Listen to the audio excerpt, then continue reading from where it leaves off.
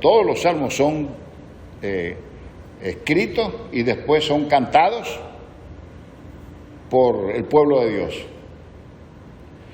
Y algunos contienen situaciones de lamento, situaciones difíciles, situaciones de tristeza, situaciones de duelo, situaciones incluso de muchas veces incluyen reclamaciones del salmista a lo que veía que estaba pasando y como que sentía que Dios no estaba interviniendo. Y también situaciones en las que en esas circunstancias veía que algunos prosperaban y los del pueblo de Dios como que algunos, y especialmente el salmista, no sucedía nada. Así que el pueblo de Dios por naturaleza, el pueblo que Dios escogió y el proyecto de Dios desde su inicio, como pueblo de Dios, tiene un ingrediente importante de adoración y de alabanza para todo tipo de reunión, para todo tipo de actividad, para la guerra, para las situaciones familiares, para las reuniones donde leían las escrituras, el caso de Nehemías y todas estas cosas, todo tenía que girar en torno tenía un gran contenido de adoración y de alabanza, aún esos cánticos, esos salmos de queja o de lamento o de tristeza en medio de situaciones de conflicto, al final concluían con adoración, con alabanza y con gratitud a Dios. Pero siempre se procuraba mantener esa vida en comunidad expresada en todas circunstancias, a lo interno y por las situaciones internas del pueblo de Dios y por los ataques externos que venían contra el pueblo de Dios, siempre se procuraba hacer a son de bocina, con trompetas y con diferentes instrumentos y con cánticos, siempre para todo momento, para toda situación, había oración, había súplica, había lamento, pero siempre había una invitación y una práctica de la adoración. Y hermanos, nosotros somos, la iglesia es hoy el pueblo de Dios. ¿Se acuerdan ese canto? Somos el pueblo de Dios. Somos el pueblo de Dios. Somos el pueblo escogido. Somos escogidos para anunciar. Tenemos una misión, tenemos una tarea, tenemos un objetivo. Pero no solamente tenemos que cumplir esa tarea y ese objetivo en el marco de las cosas que hacemos, sino de la forma en que vivimos. Y que debe haber coherencia entre nuestras palabras y nuestra conducta. Y no estoy hablando solamente de los cristianos como tales, o de los líderes, o de los pastores o diáconos, que debe haber coherencia. Debe haber coherencia en cada creyente, sí, en cada uno de nosotros, entre lo que decimos, entre lo que proclamamos y lo que vivimos. Pero la iglesia, como comunidad, debe vivir una vida en comunidad de tal manera que demos un testimonio de que de verdad somos una vida en comunidad. Y de que somos una comunidad alternativa. Porque la vida en comunidad que las personas no encuentran afuera, en ningún otro club, en ninguna otra organización, incluso muchas veces ni en los hogares, lo pueden encontrar en la iglesia como familia y como pueblo de Dios. Amén. Hermanos, Dios decidió formarnos y llamarnos para vivir en comunidad. Y ese vivir en comunidad significa que debe ser para necesitarnos y para ayudarnos, que debe demostrarse la vida en comunidad, porque cuando nos necesitamos, nos buscamos, o buscamos a los que nos necesitan y ayudamos. Entonces, ahí hay una expresión práctica, real, de vida en comunidad entre nosotros e incluso hacia personas y hacia las comunidades que no pertenecen a esta comunidad de fe, pero que andan en búsqueda de una respuesta para sus vidas. Y hermanos, si la iglesia no funciona con los principios básicos de una comunidad, si la iglesia, si nosotros no vivimos una vida en comunidad, con unas relaciones abiertas, unas relaciones interpersonales profundas, honestas, sinceras, en donde ponemos en práctica las enseñanzas bíblicas sobre las situaciones que se pueden dar en una vida en comunidad y cómo resolverlas, cómo prevenir y cómo vivir la vida en comunidad y cómo resolver las circunstancias que nos pueden traer situaciones de afuera o de adentro que puedan entorpecer el desarrollo de una vida en comunidad. Si nosotros no hacemos eso, si nosotros no fortalecemos en nuestra iglesia que podamos vivir una verdadera vida en comunidad con varios, hay muchas cosas, yo hoy voy a mencionar 4 nada más, y voy a tratar de ser breve para cumplir la idea de que estoy preparándome para hacer negocio, pero estoy preparándonos porque esto nos va a servir como iglesia, hermano. Si nosotros no hacemos eso, si nosotros y aquí veo que la mayoría, que todos que estamos aquí tenemos un liderazgo, alguna responsabilidad en la iglesia. Entonces, nosotros tenemos ahora la oportunidad de que Dios nos hable y que Dios nos permita después compartir lo que Dios nos ha recordado esta mañana, enseñándolo y viviéndolo en el resto de nuestra comunidad de fe. Porque si no lo vivimos, corremos el riesgo de perder nuestra identidad, de perder nuestra razón de ser, de perder nuestra razón de existir y de volvernos totalmente irrelevantes para nuestra gente, a las que queremos alcanzar, a las que como pueblo de Dios, que dice el cántico, que somos escogidos, somos el pueblo de Dios, para llevar las virtudes de aquel que nos llamó de las tinieblas a la luz. Es para poder mostrar aquí en la práctica en qué forma se vive esa vida en comunidad de alguien que estábamos en tinieblas, donde resolvíamos las cosas de una manera y nos trajo a la luz donde resolvemos las cosas de otra manera, en medio del júbilo, de la alabanza, aún en medio de circunstancias difíciles.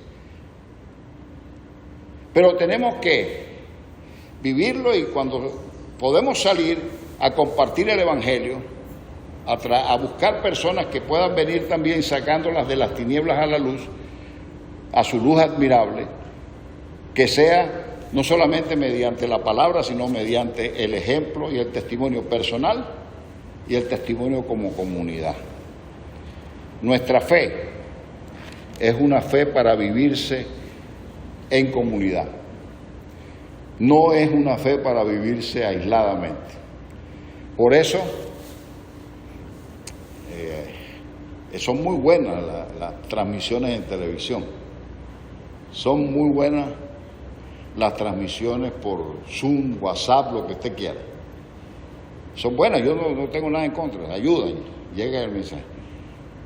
Pero eso no nos permite vivir lo que es la iglesia. Porque vivir la iglesia es vida en comunidad. Porque la fe no es para vivirla a solas, es para vivirla en comunidad. Y miren, es tan para vivirla en comunidad que por lo menos que yo haya sacado cuenta, y eso lo dije en algún momento, hay por lo menos 35 versículos en la Biblia que dice que amaos los unos a los otros, perdónense los unos a los otros, ayúdense los unos. O sea, hay una expresión, por lo menos 35 versículos de la Biblia que nos hablan de las relaciones unos con otros y lo que debemos hacer y lo que podemos hacer unos por los otros. Entonces, por lo tanto, nuestra responsabilidad es para vivir una vida en comunidad. Y eso es para que podamos alcanzar a los inconversos, para que podamos alcanzar a las personas que viven en una situación egoísta, aislada, dedicada a resolver a sus vidas y a tener respuestas para sus vidas de maneras muy personales, muy individualistas, una sociedad egoísta. Entonces, estarían buscando algo que pueda ser diferente. Por eso digo que la iglesia es una comunidad alternativa, algo que sea diferente. Y sabe algo que hacía muy interesante de la iglesia primitiva al resto de la gente que estaba alrededor, que inclusive no eran simpatizantes, muchas veces habían sido hasta enemigos de los cristianos, pero algo que era una expresión interesante y que me parece que es oportuno en este momento, algo que les llamaba la atención a la gente alrededor de la vida en comunidad de la iglesia primitiva era, y decían, mira cómo se ama. No decía, oye, cómo se dicen que se aman. Dice, mira cómo se aman. ¿Por qué? Porque no solamente hablaban de que se amaban, sino que de verdad se amaban. Y lo demostraban. Y nosotros tenemos situaciones en el libro de los Hechos donde hay evidencia de la vida en comunidad de la iglesia primitiva. Y no es que era una iglesia perfecta, y no es una iglesia que no tenía dificultades internas, las tuvo, ustedes lo saben en Hechos 6. Y no es que no tuvo ataques desde afuera, pero lo que permitió que la iglesia sobreviviera y aún después creciera y se extendiera fue porque yo pienso que mucha gente, viendo que ellos no podían experimentar ese amor en ninguna otra parte, inclusive muchas veces ni en sus hogares, pero veían ese amor vuelto realidad en la comunidad de fe, entre los cristianos. Por lo menos por curiosidad querían llegar ahí para ver qué era lo que pasaba, que esa gente se amaba tanto. Y estoy seguro que al llegar encontraban al Señor que ponía en el corazón de todos los hermanos esa vive en comunidad. Y hay muchas expresiones, muchas experiencias en el libro de los Hechos, de la vida en comunidad y de lo difícil que fue y de los contratiempos que tuvieron y de cómo la iglesia superó todas las cosas, aún el pecado, las divisiones, los conflictos, las competencias de liderazgo. ¿Recuerdan ese? Yo soy de Pablo, yo soy de Apolo, yo soy de Silas. Competencia de liderazgo y competencia de estilos de ministerio diferentes. Pero aún eso lo superó la iglesia. ¿Por qué? Porque había el interés y el trabajo del Espíritu Santo de una vida en comunidad. Entonces yo esta mañana, tratando de ser breve, bueno, ahora estoy hablando un poquito más porque sé que no hay sesión de gozo.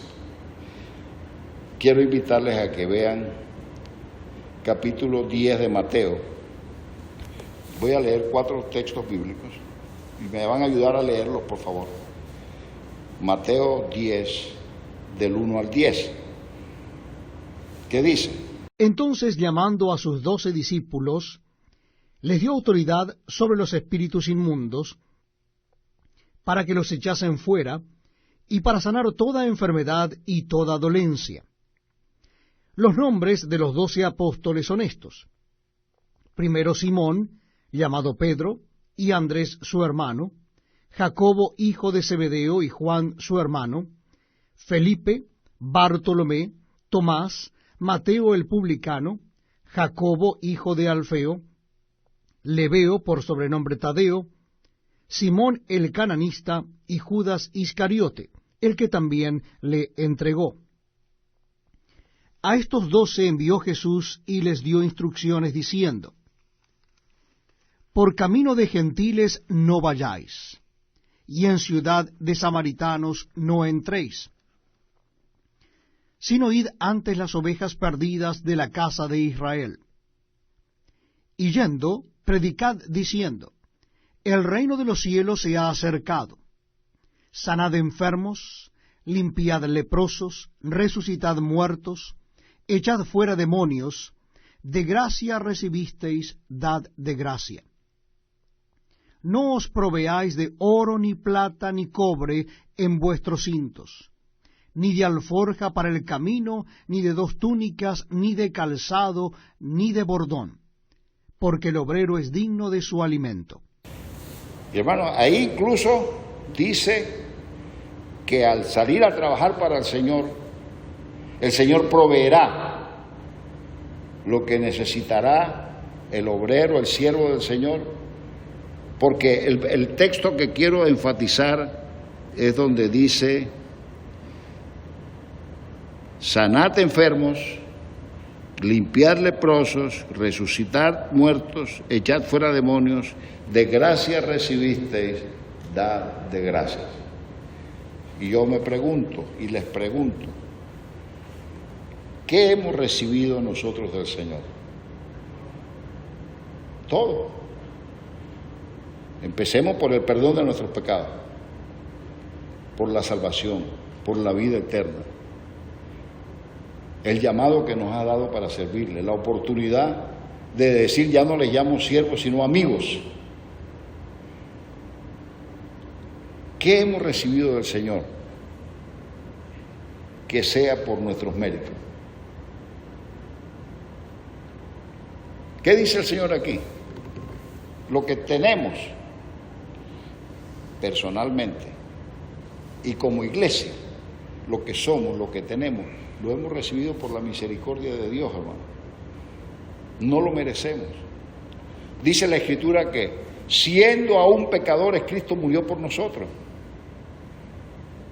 Inclusive en ese momento, siendo aún pecadores, es como si fuéramos enemigos. Sin embargo, siendo pecadores y aún siendo enemigos del Señor, el Señor murió por nosotros.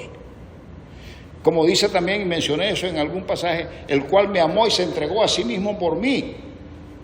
Y bueno, entonces, ninguno de nosotros tiene ninguna, y en la vida de la iglesia no hay ningún mérito, no hay nada que nos haga merecedores de la salud, del bienestar, del trabajo, de la educación, de tantas cosas que hemos recibido, materiales, sociales, espirituales, emocionales, y las hemos recibido por la misericordia de Dios. De gracia recibimos.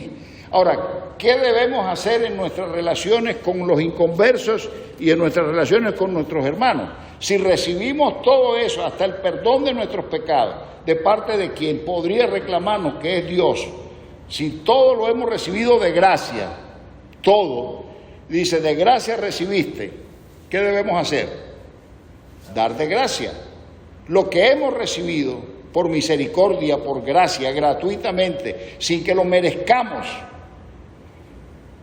también debemos tener reciprocidad y poner en práctica la enseñanza que es de Jesús. Si recibimos de gracia, demos de gracia. Lo que tengamos, lo que hayamos recibido, lo que podamos compartir, de gracia recibiste, dad de gracias.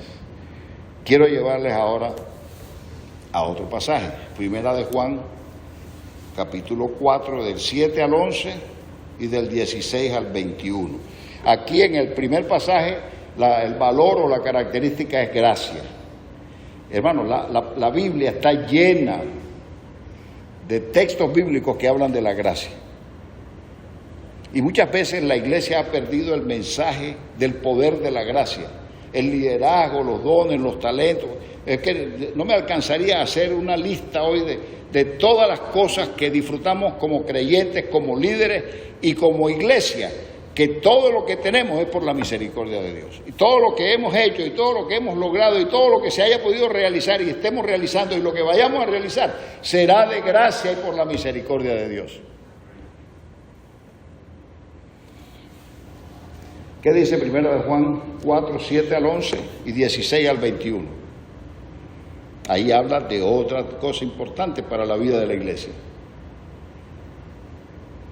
1 Juan 4, 7 al 11. Amados, amémonos unos a otros, porque el amor es de Dios. Todo aquel que ama es nacido de Dios y conoce a Dios. El que no ama no ha conocido a Dios, porque Dios es amor. En esto se mostró el amor de Dios para con nosotros, en que Dios envió a su Hijo unigénito al mundo, para que vivamos por Él. En esto consiste el amor, no en que nosotros hayamos amado a Dios, sino en que Él nos amó a nosotros y envió a su Hijo en propiciación por nuestros pecados. Amados, si Dios nos ha amado así, debemos también nosotros amarnos unos a otros. Y nosotros hemos conocido y creído el amor que Dios tiene para con nosotros. Dios es amor, y el que permanece en amor permanece en Dios y Dios en él. En esto se ha perfeccionado el amor en nosotros, para que tengamos confianza en el día del juicio. Pues como Él es, así somos nosotros en este mundo. En el amor no hay temor, sino que el perfecto amor echa fuera el temor, porque el temor lleva en sí castigo, de donde el que teme no ha sido perfeccionado en el amor. Nosotros le amamos a Él porque Él nos amó primero. Si alguno dice, yo amo a Dios, y aborrece a su hermano, es mentiroso. Pues el que no ama a su hermano a quien ha visto, ¿cómo puede amar a Dios a quien no ha visto? Y nosotros tenemos este mandamiento de Él: el que ama a Dios, ame también a su hermano. Que dice, el que no ama, no ha conocido a Dios. ¿Por qué? Porque Dios es amor. No Dios tiene amor, Dios es amor. Y además en la Biblia hay 4 palabras en griego para el amor, pero la que se usa para hablar del amor sacrificial, del amor de entrega total, es la palabra ágape. Pero saben que ahora, y lo voy a mencionar más adelante, que es curioso que cuando las reuniones de la iglesia primitiva se daban al inicio en los hogares para compartir la cena del Señor, cada vez que se reunían para compartir la cena del Señor, tenían una cena, que es una cena con comida, pero que parte del cierre de esa cena era la celebración de la cena del Señor. Que eso hubo problemas en Corinto porque se distorsionó, pero y esa cena se llamaba una cena o una fiesta ágape, una fiesta de amor y de amor de sacrificio, porque es que eso es lo que estaba viviendo la iglesia primitiva, un amor de entrega que la habían recibido por la entrega del Señor, pero que ellos estaban compartiendo sus bienes, hablando y supliendo las necesidades de un otro, y ahí compartían los alimentos y todo. Era un ágape. Una vez nosotros en la iglesia hicimos esa práctica, en la cena del Señor. Tuvimos una cena, cada hermano llevó, y después terminamos celebrando la cena del Señor. Porque es que así era como se celebraba la cena del Señor. Solamente que se llenó de distorsiones, y entonces quedó solamente el tema de la comunión o la parte de la cena del Señor que conocemos. Pero la iglesia primitiva, todos los primeros capítulos de Hechos, habla de la vida en comunidad, de la vida en común. Se reunían en el templo, en las casas, todos los días. Había una verdadera vida en comunidad y había una verdadera expresión de amor, y de amor sacrificial, de amor de entrega. ¿Recuerdan ustedes la experiencia de los hermanos? Porque no nos quedamos solo en Jerusalén. Tenemos que ir a la iglesia de Antioquía, por ejemplo. ¿Y qué dice la Escritura en cuanto a la iglesia de Antioquía, cuando estaban recogiendo la ofrenda para los pobres los hermanos pobres de Jerusalén, que al principio tenían muchas cosas, pero después la iglesia entró en persecución, tuvieron que salir huyendo, quedaron muchos pobres en la iglesia en Jerusalén, y comenzaron a recoger una ofrenda para los pobres en Jerusalén. ¿Y qué hizo la iglesia? ¿Cómo se evalúa, cómo se menciona la ofrenda de Jerusalén? Dice que dieron según sus fuerzas y más allá de sus fuerzas. ¿Por qué pudieron hacer eso? Porque es que no solamente amaban a los cristianos de su propia comunidad en la iglesia de Antioquía, sino que eran solidarios, eran comprometidos con el amor de tal manera que podían dar para satisfacer las necesidades de otras personas. Y también porque, por ejemplo, a esa misma iglesia se le pidió renunciar a 2 de sus mejores líderes, Saulo y Bernabé, para que salieran al campo misionero. No era solamente compartir lo material, no solamente ayudar por la parte material y física, sino también en la parte espiritual. Y esa iglesia no dudó en decirle al Señor: Señor, pero ¿por qué tú nos pides a nuestros mejores líderes? Tenemos 5, y de los 5 te vas a llevar 2 para el campo misionero. Ellos ni lo pensaron, impusieron las manos y los mandaron a cumplir con el llamado de Dios, porque ellos sabían que así como Dios había suplido antes para sus necesidades y para poder expresar el amor y para poder llevar el evangelio, y había suplido los líderes para esa iglesia, Dios iba a suplir las personas que iban a sustituir a Saulo y a Bernabé en su propia iglesia en Antioquía, porque no eran egoístas, porque no se encerraban en sí solos, ni individualmente, ni como comunidad de fe, sino que era una iglesia hacia afuera, hacia compartir, por amor, solo por amor, sin que lo merecieran ninguno. Pero el amor era la base de la iglesia. El amor es la base de nuestra vida en comunidad. El amor es lo que nos hace recibir de gracia y dar de gracia, ¿cierto? Nosotros recibimos de gracia por amor, pero damos de gracia porque amamos también.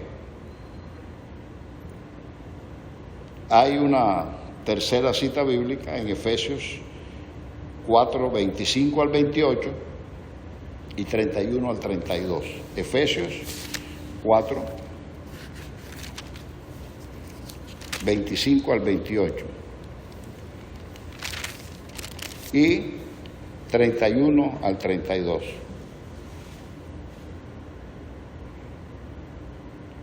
Por lo cual, desechando la mentira, hablad verdad, cada uno con su prójimo, porque somos miembros los unos de los otros. Airaos, pero no pequéis. No se ponga el sol sobre vuestro enojo, ni deis lugar al diablo. El que hurtaba no hurte más, sino trabaje, haciendo con sus manos lo que es bueno, para que tenga que compartir con el que padece necesidad. Quítense de vosotros toda amargura, enojo, ira, gritería y maledicencia y toda malicia. Antes, sed benignos unos con otros, misericordiosos, perdonándoos unos a otros, como Dios también os perdonó a vosotros en Cristo.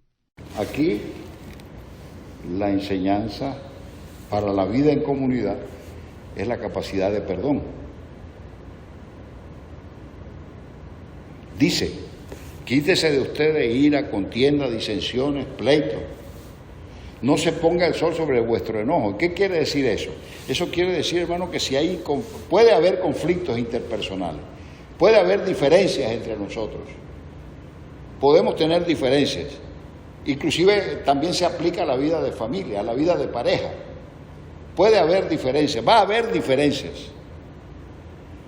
Pero dice: no se ponga el sol sobre vuestro enojo. ¿Qué quiere decir? Quiere decir que no debemos dejar que el día termine y mantener todavía el enojo, la rencilla, el conflicto, sino que debemos resolver la situación lo más inmediatamente posible. Antes que se oculte el sol, si una pareja tiene situaciones difíciles, diferencias, resuelvan el problema antes de que termine el día. Si es entre hermanos en la iglesia, resuelvan su problema. Y no dejemos que no nos llenemos de rencores, de resentimientos, de amargura. Bueno, ¿saben? Si hay algo que le está haciendo daño a mucha gente en el día de hoy, es la amargura. No debemos permitir que la amargura tome posesión de nuestro corazón. Y la única manera de hacerlo es practicando el perdón. Pero un perdón radical, un perdón total. No es aquello de que yo perdono, pero no olvido. Es cierto, el problema y tal vez el conflicto o el pecado o la situación no es que la olvidemos, pero ya no va a ser lo que va a marcar la relación entre nosotros. Porque si la hemos perdonado es porque hemos superado la circunstancia en la cual se dio la diferencia, el conflicto, el problema que vivimos. Entonces, esta otro principio, y fíjese, todo va desde el primero, que es por la gracia. Por gracia recibimos todo, inclusive salud, educación, el evangelio, todo por gracia. El amor de Dios y el amor unos por otros. ¿Por qué? ¿Por mérito? No, por gracia. Hermano, a veces, por ahí hay un título de un libro que dice ¿Cómo amar a personas difíciles? ¿Han visto ese libro? ¿O han escuchado hablar de ese tema? ¿Ustedes creen que hay personas que son difíciles de amar? Sí, hay personas que son difíciles de amar, pero tenemos que amarlas. El Señor no nos dijo, ama al que te cae bien y al que no te cae bien, ese no lo ames.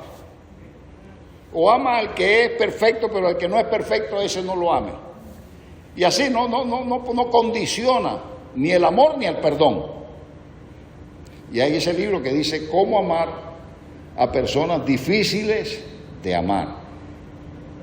Y para ejercer eso hay que hacerlo por gracia, hay que hacerlo siguiendo el modelo del amor y practicando el perdón, que recibimos de gracia y que debemos darlo de gracia. Y por último, hermano, quiero hablarles de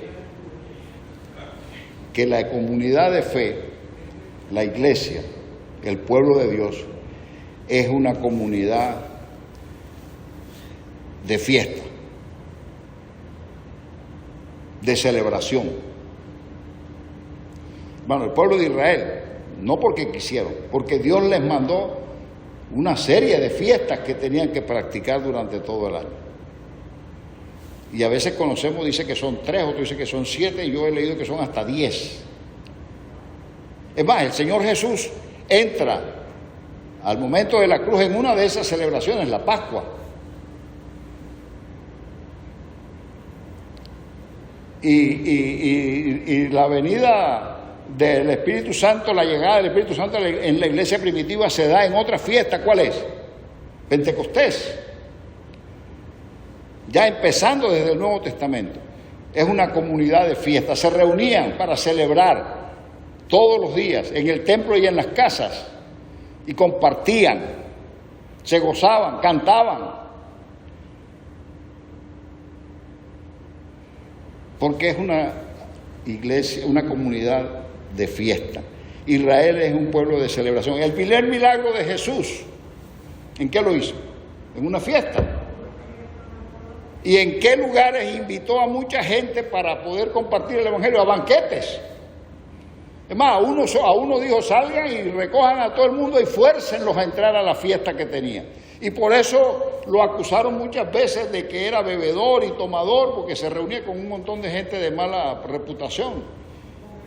Desde el Evangelio, el mismo Jesús vive nosotros conocemos, yo he visto por ahí una foto, un cuadro que he querido recuperarlo o verlo algún día otra vez o conseguirlo, donde muestra a un Jesús sonriente.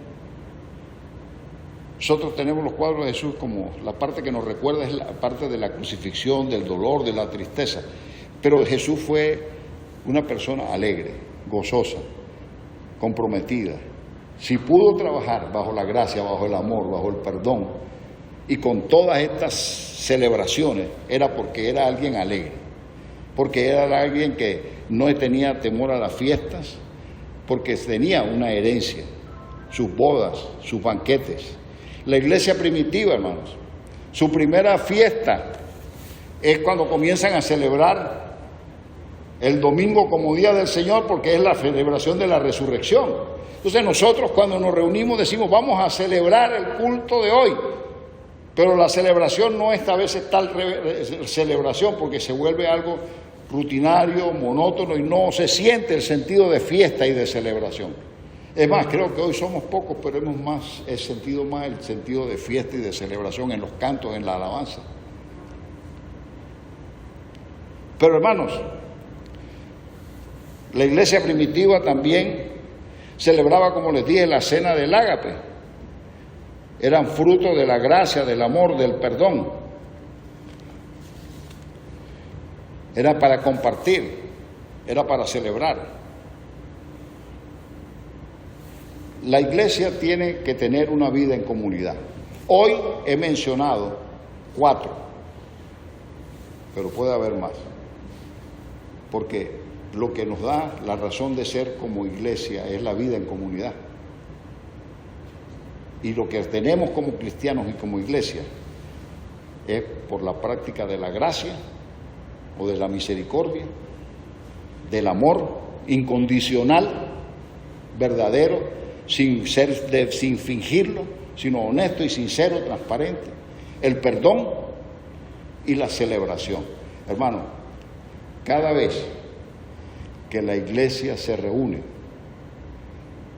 para tener que hacer algo que tenga que ver con su movimiento como pueblo de Dios, sea para adorar, sea para salir a servir, o sea para planificar u organizar el trabajo, el futuro, el ministerio de la iglesia, debe ser una fiesta. Por eso algunos ahora también le llamamos al culto, a lo que llamaban sesión de negocios, culto administrativo, pero sigue siendo la sesión de negocios. Y yo traía esta reflexión porque mi invitación es para que cuando celebremos la reunión de la iglesia, si es reunión del pueblo de Dios, tiene que estar llena de gracia, llena de amor, llena de perdón, de misericordia y llena de celebración. Debe ser en los momentos en que si vamos a la idea es trabajar para revisar nuestra realidad como iglesia y proyectarnos hacia el futuro.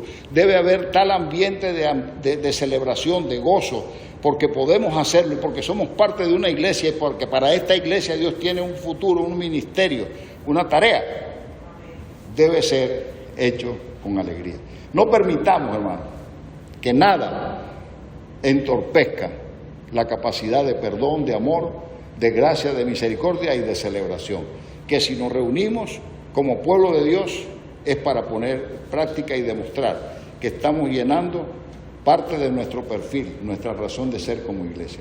Si perdemos esto, vamos a perder el propósito para el cual Dios nos ha llamado. Somos el pueblo de Dios, somos un pueblo escogido, somos un pueblo especial. No es fácil, pero el Señor está con nosotros y nos va a capacitar para que cada culto que tengamos sea una fiesta, para que cada celebración de la cena del Señor sea como una cena ágape, y para que cada reunión de la iglesia para proyectar el trabajo del Señor sea también una fiesta y una celebración. El Señor nos bendiga, hermanos.